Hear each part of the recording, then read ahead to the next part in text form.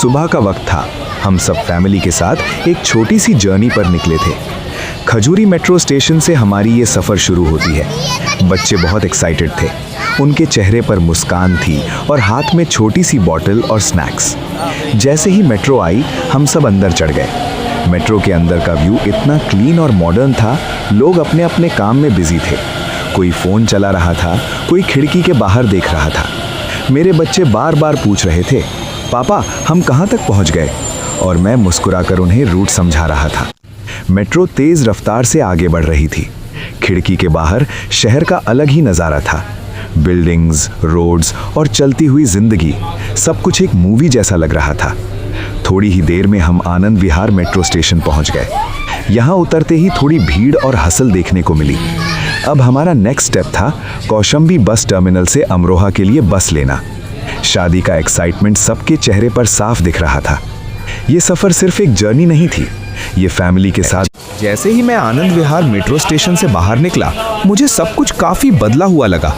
पहले यहाँ से कौशाम्बी बस टर्मिनल तक जाना थोड़ा मुश्किल होता था, लंबा चलना पड़ता था, लेकिन अब एक नया शॉर्टकट बना दिया गया है और सच बताऊं, काफ़ी इजी हो गया है सफ़र। मेट्रो से बाहर निकलो और सीधा रास्ता पकड़ो, बस कुछ ही कदम चलना पड़ता है। न ज़्यादा भीड़ का टेंशन, न लंबा घूमना, सब कुछ बिल्कुल स्मूथ।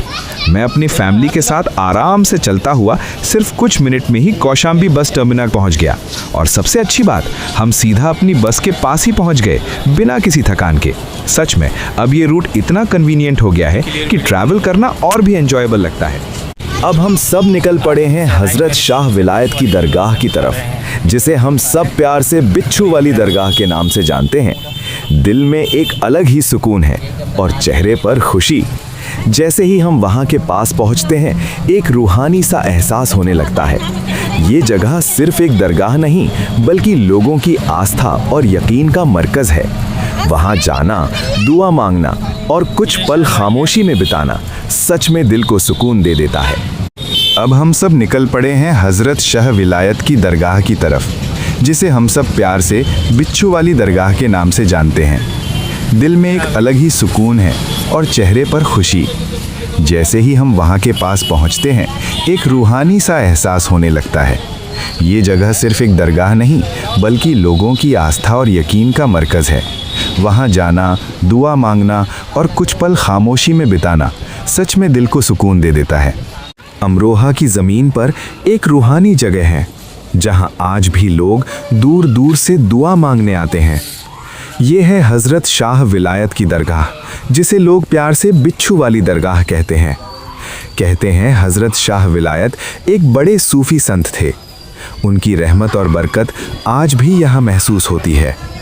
सबसे हैरानी की बात यह है कि यहाँ मौजूद बिच्छू कभी किसी को नुकसान नहीं पहुँचाते।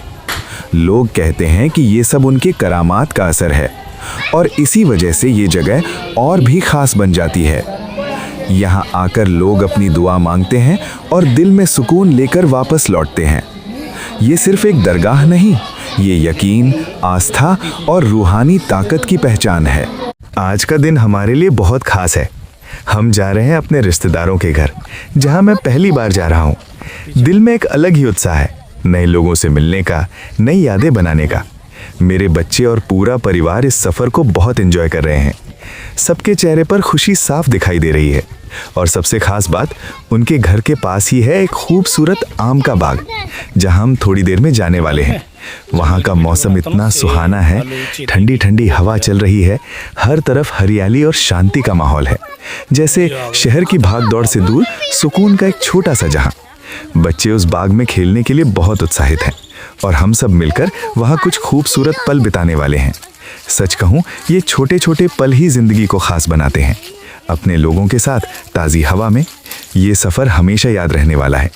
अब मैं आपको बताता हूँ हमारी इस सफ़र की असली वजह। हम यहाँ शादी में आए थे, लेकिन सच कहूँ तो ये तो बस एक बहाना था। असल खिंचाव तो है हज़रत शाह विलायत बिच्छू वाली दरगाह का। कहते हैं ना, जिसे वो बुलाते हैं वो खुद खिंचा चला आता है। शादी में आना जाना तो एक वजह होती है, पर असली मकसद तो उनके दीदार का होता है। दोस्तों, ये था हमारे इस ख़ास सफ़र का विदाई पल। बताइए, मेरा ये व्लॉग आपको कैसा लगा? अगर अच्छा लगे तो लाइक और सब्सक्राइब ज़रूर करें।